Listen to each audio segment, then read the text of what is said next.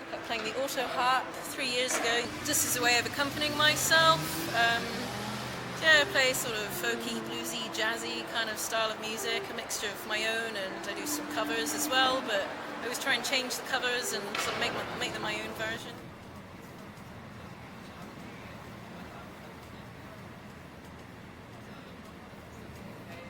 What kind of music do we Which step? Oh, which? Oh, actually, I was thinking about it today. I was thinking it's more kind of like dream punk. Yeah. Oh yeah. What did I say the other day? It's stoner pop. Stoner pop. I like that. Stoner pop. Okay.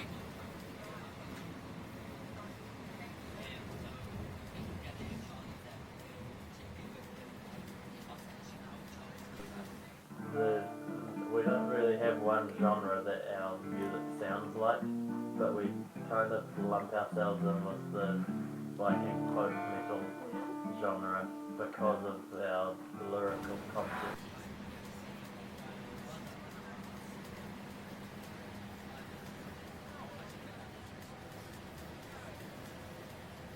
I think we just play like kind of poppy, indie rock.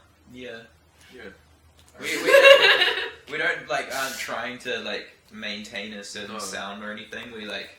I mean apart from clean guitars as our that's like our kind of motto. focus. Clean guitars are our motto. Scrubbing them down.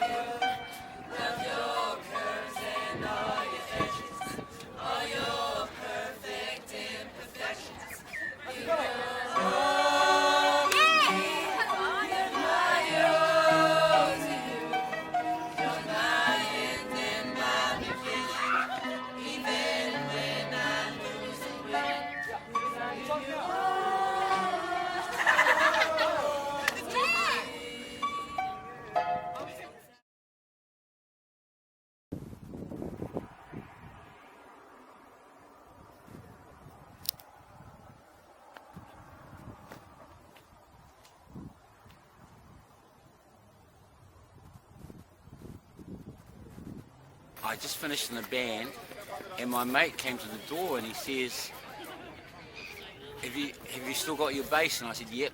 And he says, oh, let's go busking. And I said to him, what's that? And he said, oh, just grab your bass and come with me. And that was it. I just went with him, and I couldn't believe how much fun we had for a start. And we made heaps of money as well. So, mate, that's the first time I ever seen buskers on the streets. Oh, really? Or been part of busking. And after that, I just knew that, I wasn't going to work anymore, No work for me. I've been busking, my boy's 30 now. Yeah. And we went out first of all when he was 5. Oh, So wow. I've been busking 25. for 25 years. And it seems Hell to of a have long gone time. really quickly. Yeah. But, when I first started, I wasn't that great a guitarist, but at the moment I feel quite confident with my guitar, you know. I was running a little gig in a cafe in Wellington, and I was looking for not old student, but ex-students to perform in that cafe, and Alsa came to mind, and I think I met your sister Genevieve at the supermarket. Yeah, that's right. And I said, oh, is Alsa still around? Yeah. And she said, yeah, here's the address. She's actually staying at home. I said, oh, yeah. and we started doing with one gig, and we, musically we fit, I think, really well. I don't know what it is sometimes, it's not that, I don't know what it is, there's a certain musical understanding there, which is shared love of certain type of music. I don't know what it is. New day, it's a new life for me.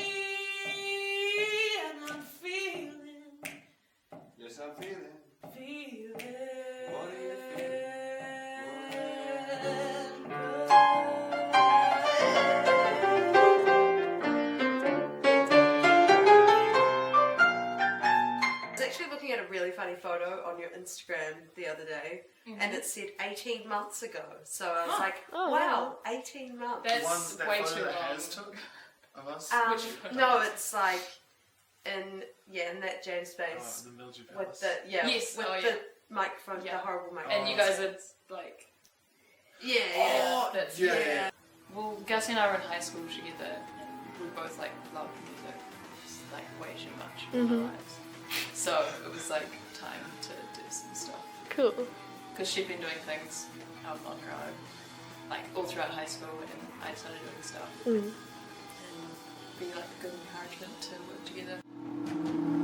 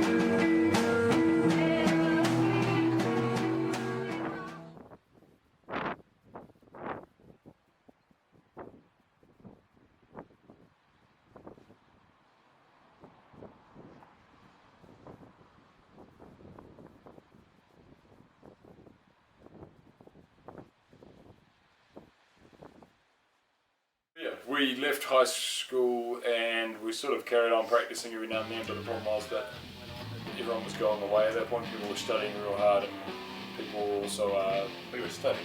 there was still people were studying, and then Olga went Not overseas. studying. Olga wasn't studying; he went to Japan instead. It was a dub year, we did nothing.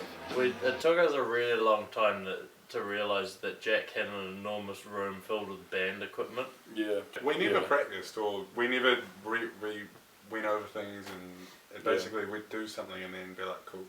Yeah, and then play it for people at a gig, and it went okay.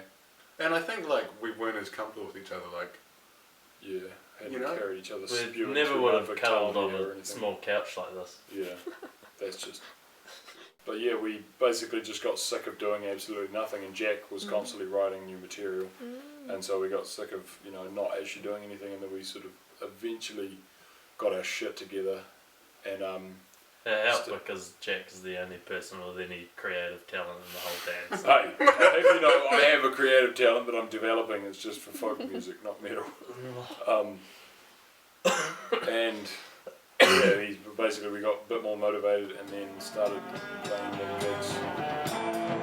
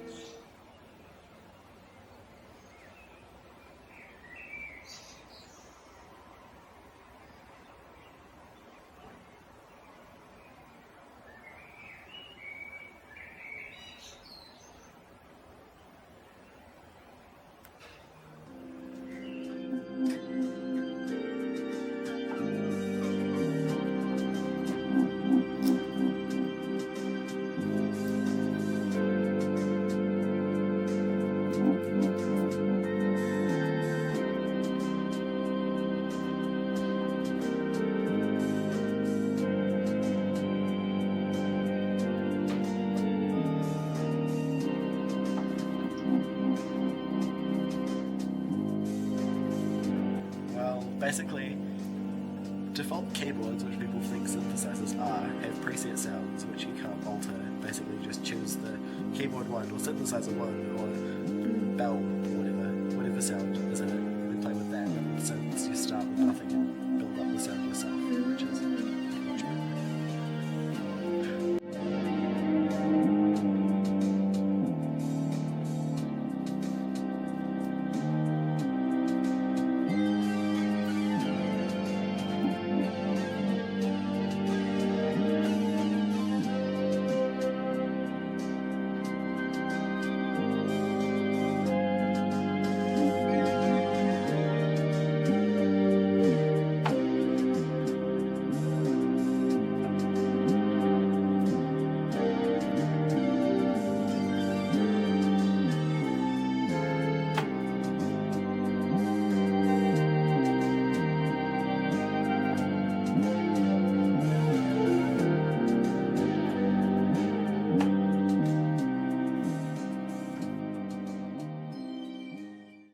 We just stick with the same keys, and we have very similar taste. That's a lot of it. We started out with a lot more communication and planning. We were using a Chaos Pad as well, which we'd record things on. That's basically like a multi-track loop player, so we'd like pre-record drum tracks and loops of synths, and then play over them. But we cut that out recently, because it's more us, which is better. Like, less presets. Yeah. Got a lot more minimal synths then. Yeah, much more 80s. We're just wanting to write more stuff and grow a bit, change instruments, Oh, get really? new ones. We'll see. Yeah, definitely in the jamming, writing process. Nothing, yeah. Cool. And how do you like write songs?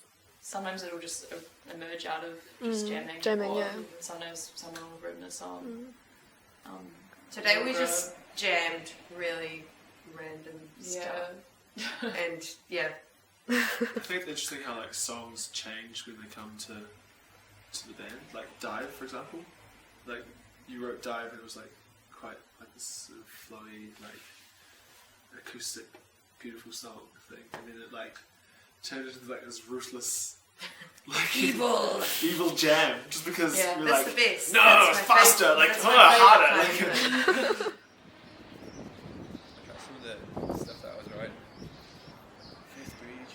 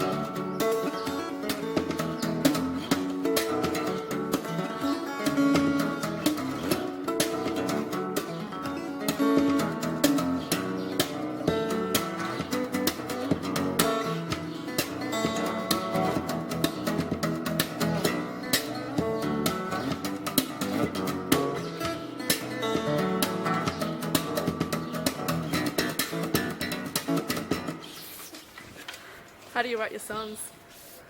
I start off going like bam, bam, bam, bam, bam, bam, and then add in the melody. I don't know. Beat, bass, melody. I wrote that one. I was just lying on the bed. Just going, that's nice. That's pretty nice. And I was like, cool. Add a beat. Is that what I got here? I don't know.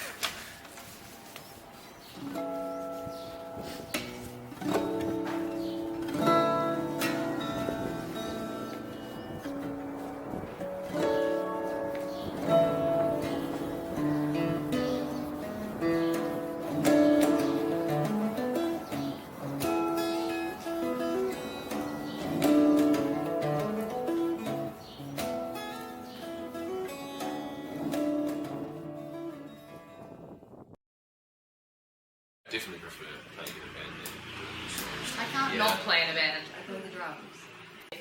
And you're always improving when you're playing in a band because you're like forced to learn new things and try new things. And there's always like the cathartic element of it. It's not always like really stressful. Sometimes it just feels really nice to play. Sometimes it's a real stress, like when I've got a gig or something. It's like, oh man. Yeah. Sometimes it's like really. Sometimes it's quite spiritual. Eh? Good. Sometimes for me, maybe we're all just animals as well. Yeah, I don't know. I just get really lost. The occasional Yeah. out-of-body experience here and there. Yeah. Sometimes it's quite psychedelic, even dry guitars. Yeah, even just like pop music songs, you can just get totally lost in the moment when you play them. I was saying just last week after our practice that after practicing with Fritz, after having an hour or so of singing and getting a lot of freedom, I think that's what we give each other actually, is a lot of freedom. I can sing whatever kind of style or scat however I want, and then I get to listen to Fritz do the same. And to support each other to do that. It's almost like musical therapy. Like I leave at the end of practice every time feeling refreshed I was and very refreshed energized as well. and excited. I mean, Friday afternoon after school, after a week of school, to be refreshed is actually good, really good sign. And yeah, I had the same thing and I have it again today.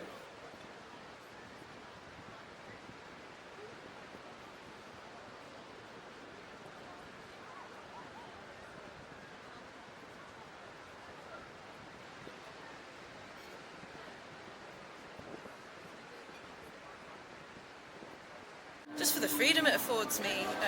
So I came to New Zealand 3 years ago, and I wanted to travel around and just to be able to support myself without having to get a job and be tied to one place. And busking is a really amazing way of doing that.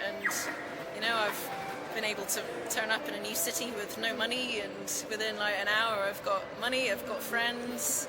It's a really awesome way of having freedom and independence and being able to meet people. First time I was really nervous, and I was kind of off into a little corner where no one could see me, and I was kind of hidden. But then I got really good reception from it, and people were really encouraging. So.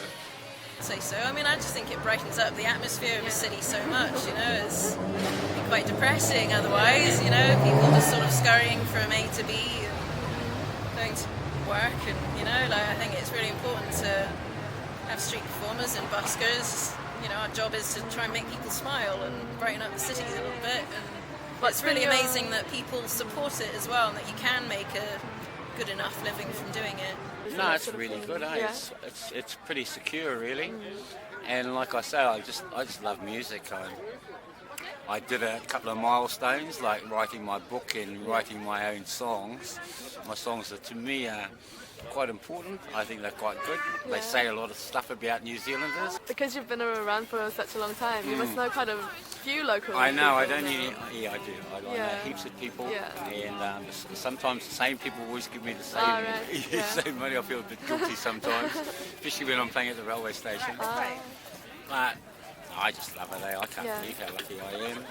So you feel like people have been quite friendly towards you? And Yeah, most of the time. You get a few, can't be everybody's cup of tea. But most people really, really like it. I mean, I can't walk into a room with 10 or more people and not have one of them know who I am. You know what I mean? Yeah. No, I'd say you're like a into a public crowded figure room, of everybody turns around and stares at me. Yeah. But I like it because nobody really knows my name, but they all know who I am. Yeah. We'll make you around. And say, woman, they will come and they will go. Where the rain washes you in your nose. Oh, you got carrots today? You know where to find those carrots, all right? Thunder only happens when it's raining.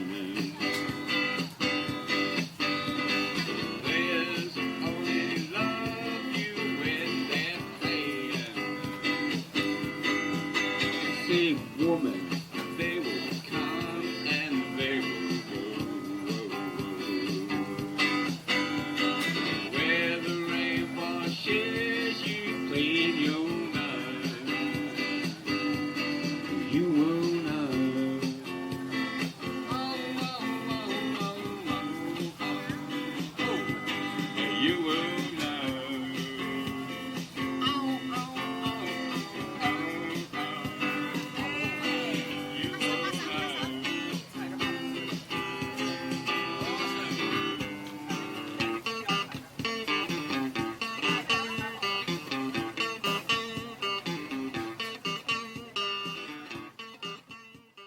Well, New Zealand. I think New Zealand does quite well per capita for a lot of culture, media, and even some sporting things like the Olympics. I think we do quite well.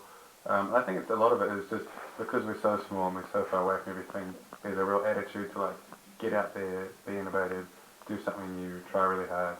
Whereas I feel like maybe overseas they're a bit blasé. They get lost in the crowd, and there's just so many people, so why bother?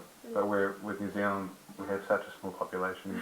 You know, there's only like 400,000 people in Wellington, so you know, you can get out there, you can get noticed.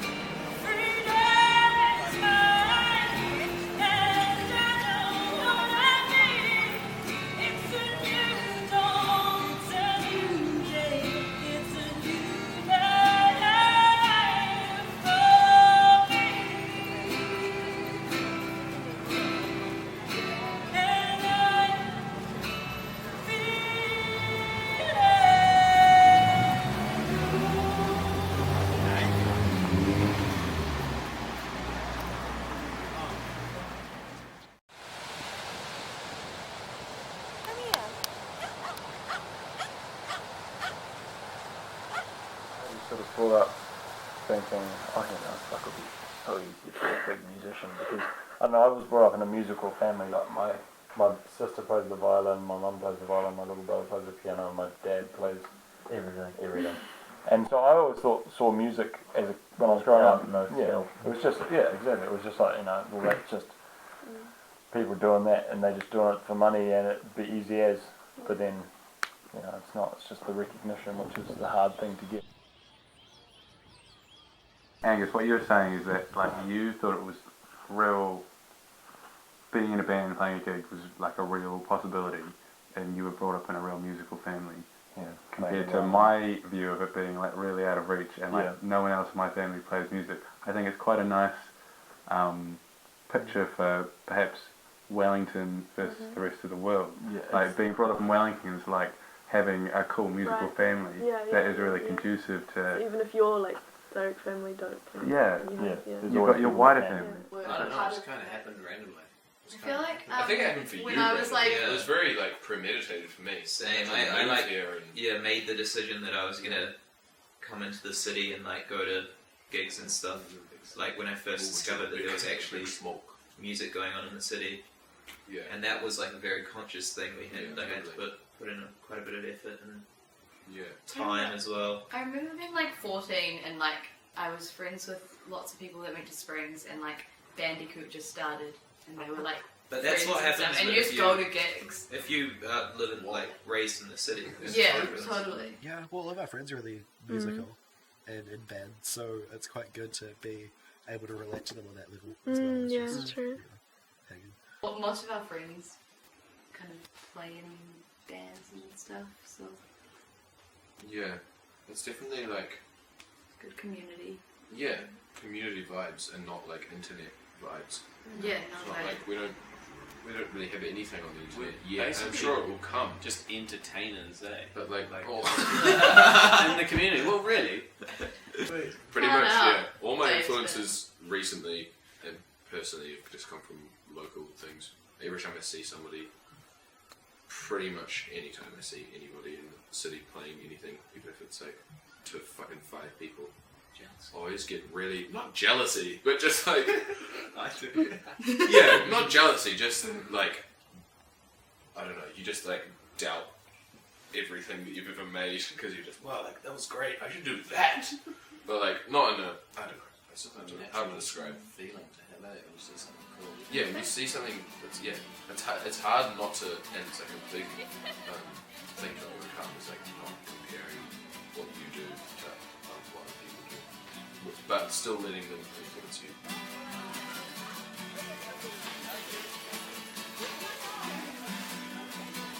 You guys have done a tour. Yeah, we toured. Tell me about over your tour. the mid-year break. Yeah. And that was so much fun. I wouldn't even know where to begin. Just like going to the South Island and going up to Auckland and just seeing what it's like down there, and just meeting awesome, ambitious people who are really into music and really into the culture of where they live. So it was just really nice to make friends that way. So in a lot of the places that you went, there was like a big music community and everything. Yeah. Or even not necessarily big, just like quite tight. Just like tight and really passionate. Wow. Especially Palmerston North. Oh, really? Tiny, So tight. So tiny. So like passionate. But they were all like everyone who was at our show there was definitely a musician. Yeah. But like the Wellington show was just kind of the most insane. Oh. It was just like beyond. It was just beyond our expectations of. Yeah, we set up we like organised a show, but the people who live there, it's like this warehouse that's been converted into a flat in Miramar, which is far out in the suburbs. And we kind of set it up, but they had mostly sorted it out for us with all the gear. And we'd left to go get beers, and like got back there at like 10 or 10:30, and there were like 250 people there. And when we left, there were like 30. Oh, so we just wow. came back to this like ridiculous house party. Crowded. It was like it's a huge thing. It was like but it was just like really overwhelming. Wow. And then we had to play, and there was like this crazy crowd of like amazing females who just like destroyed my mic stand and ended up having to like hold it to me. But yeah, house parties. On the tour thing, Yeah. just want to say like all the support bands that we got to play with, that was Oh, cool. probably the highlight. Yeah, definitely. Like just Man, how did you organise that? Just just kind of through mutual friends, like asking, you know, we're coming up to Auckland. What should we do? because you did that with Small Boys, didn't you? Yeah, that's.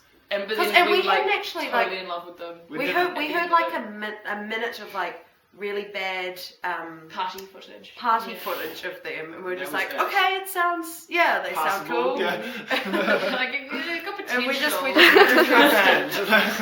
just That was so trusted good. our friend, Yeah. and then they were really really cool. Totally blew us away. This one's Bad Soy, and it's about bad soy milk.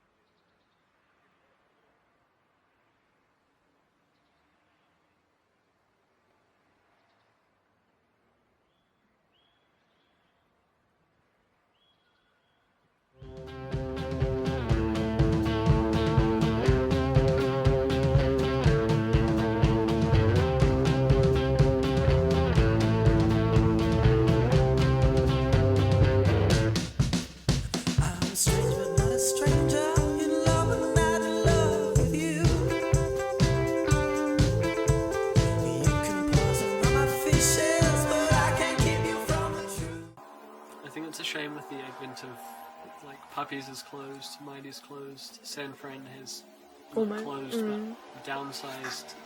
They almost did, I heard. Yeah, Yeah. they Their capacity they closed got for a lower. period, and so there's a lot fewer venues that are supporting like local acts now. Puppies was a bar, and it was just a really good bar to play at and go and see bands at. Because they just cared about It was on time, doing and shit. all the stuff was there, and yeah, there was no hassle. Cool. I think that's like underestimated. Glory days of Wellington. It's like It's over. underappreciated. Like people just sort of took it for granted at the time, and then it's like, holy shit, but like, holy shit, it's actually so different to how stuff is everywhere else. Like it feels like now it must be quite hard for people who are finally old enough to get into places because there's just nothing to go to. But house parties have started happening, like with bands have started happening a lot more. Yeah. Which is really good. And like quite big bands have just been playing in random people's houses, which is pretty cool. Yeah, it's really nice to see that people are willing to take that up in their own life. Just True, yeah. use their house as Yeah. a venue. It's really fun to do that in Wellington because people are really keen. And they come. And they'll definitely come. Yeah. One of my favourite was here, like playing right here. Oh, That was actually so That was our first Yeah. show ever. No, was it? Yeah. Yeah, that was such a good time. Our friend George, like, made a zine, George Rump. Name drop. For all you listeners out there. Sorry, and Mum. he had a release at a gallery, like, just down the road. And then we, like, played an after party, like, right here. And Oscar, like, cleared all the couches out, and we set the, like, band up in the corner, and the house was just, like, packed out. I think Real it was, sweaty yeah. and hectic and... I think it's Incredible. really hard not to appreciate any music scene when you understand the effort that goes into it, because it's like not a particularly easy thing to do. I mean, It's also like it's like a big effort that comes from some random instinct that just happened. there's lots of places that can't have music scenes though, or little music scenes, you know. Yeah. So that's what's great about having But then you think about like Auckland almost can't. You know? Yeah, but it Auckland. totally We does. totally do. It does pretty totally well. does, but it almost can't. Like, it's quite hard. none of the venues make any money. Because there's like a very small amount of venues, then they don't make money. And The musicians don't make money. And the only people that go to gigs don't have money to buy beers, so the venues don't Yeah. make money. In lots of different cities, people can do what we do and they can live off it. Like they can play shows and you, like 400 people would come because of this. You live in a city with 10 million people in it, and then you make enough to like, and you live in it. Like these other cities are cheaper to live in, and you can Yeah. actually just like survive off. But we have to work fucking jobs just to do what we do. Which is like this terrible, like Yeah. hobby, but it's not a hobby. I think It's an now expensive I feel hobby. like I need a different. I'm really overseeing really great venues close down. Like Yeah. in Wellington as well. Just so many incredible venues. And it's just because they can't make any money and it just sucks. It's just a stupid cycle. And also venues like misused and underused, and it seems like for things like funding, I mean, I may be wrong, but it seems just like the government delegates that job to some people who may Really have worked in the industry know that at that some really matters. point, and then there's just like a team, and they're like, oh, I've got this team, and they'll be deciding who gets funding, but like, fuck that team. Yeah. You know, I know. like who the fuck is in that team? Why should there even be a team? It should be just like Just more. Dave. No, it shouldn't be me, man. People who actually know. Yeah. People who It's just they like have really different big in- bands get different- the funding every single different- year. The same different bands. Also- initiatives and different ways of getting, like, instead of just having like these funding options, like actually, why is there not like a massive show put on every year in the town hall of like every single solo artist in Auckland City? Yeah, Why totally. why isn't there one done? And like there are massive theatres and town halls that are just only used for the orchestra sometimes. Yeah. You know, it's retarded. You know, it's like utilised spaces, use the tools. They're all over the place. Yeah.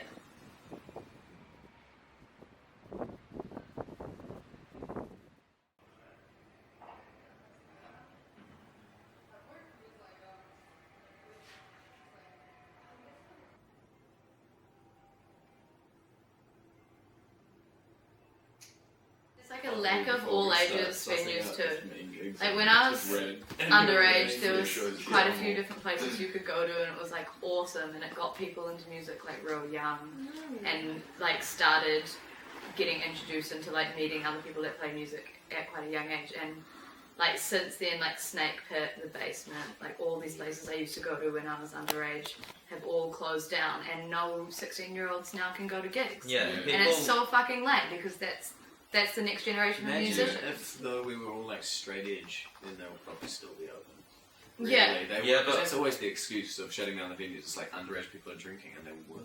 And they work totally. But it's so lame Yeah, because but that's I how agree. I got into When this. did- thing. when did you ever see something like terrible go down at an At underage? Snake Pit or something. Nothing really. Shit go down. Yeah. Yeah, it definitely seems like there's less and less hope for like the younger generations to be exposed to. You have to be like, 18 to go to a gig now. It sucks. And under 18s are the ones who pay musicians to play. Like they don't mind paying $10 to get into a show or Yeah. $15 to get into a show. I mean, lots of people have tried to set up underage things and they last like 4 months. Snake Pit lasted like, that. And then they just get caught out because people even start like, drinking. even not just all age gigs, like even just venues, like pop-up venues That don't have licenses. that don't yeah. have like these weird licenses. It's like it's one dude has a beer on the street, and then like the next people who play there, you get like a $20,000 fine. Like that. What happened to us? Like, That happened to us, we yeah. Played, we played a show, and then the next weekend, It because got there was a closed few down. people like having drinks just outside, like it just gets closed down. It's like it's insanity. It's like it's though, like yeah, no- it's like so strict and like those are like it was against the rules, drinking on the street and stuff. But like, But it was a private venue yeah, hire. and also like that sort of shit. Like everybody's so supportive and loving and nice in the like at a gig. Yeah. Why do you really need to worry? Yeah, like, fuck off to fucking Globe Bar. And Yeah, yeah. close fucking Globe Bar down. Yeah. The fuck those dudes are doing down there, like kicking each other's fucking teeth in. Yeah. And like they're just like Oh. chilling out on the curb, and it's just a We had a big beer in our drama. hand, and we're not that drunk. And So paddy fucked. wagons literally Yeah. turned up, and they like there was a line of policemen. They walked us off the street, But it and we happens, were like, so yeah, mellow. Happens all the time on Cross Street. On Cross Street, they like walked us out. The police. I don't remember that, but I remember the It was next. so fucking like, stupid. We played Cross Street. We played Cross Street. And this happened. And we weren't that Holly- drunk. We were not that drunk. Holly Like, the police came. Really? Holly got arrested. Oh yeah. I remember yeah, seeing yeah. that. Was fucking funny. So late. It's like go downtown and it's just like actual People getting evil fucking violence. king hit out of nowhere. Dudes driving around their fucking cars just like looking for someone to punch. Yeah. And people fucking die, get punched out, Yeah. like knock their head and fucking die on a curb. Like, and we're like standing around like, bro, you're the fucking, that was a great show. Like, we should play a show together sometime. Do you want a beer? Yeah. Like, steal my do you want 9-volt, dude? like, yeah, oh man, do you have my 9-volt? Oh yeah, sorry bro, I'll get that back to you. And the cops are like, fuck off! Yeah. Like, it's just, yeah. Get your priorities straight. Yeah, I don't know, man. So lame.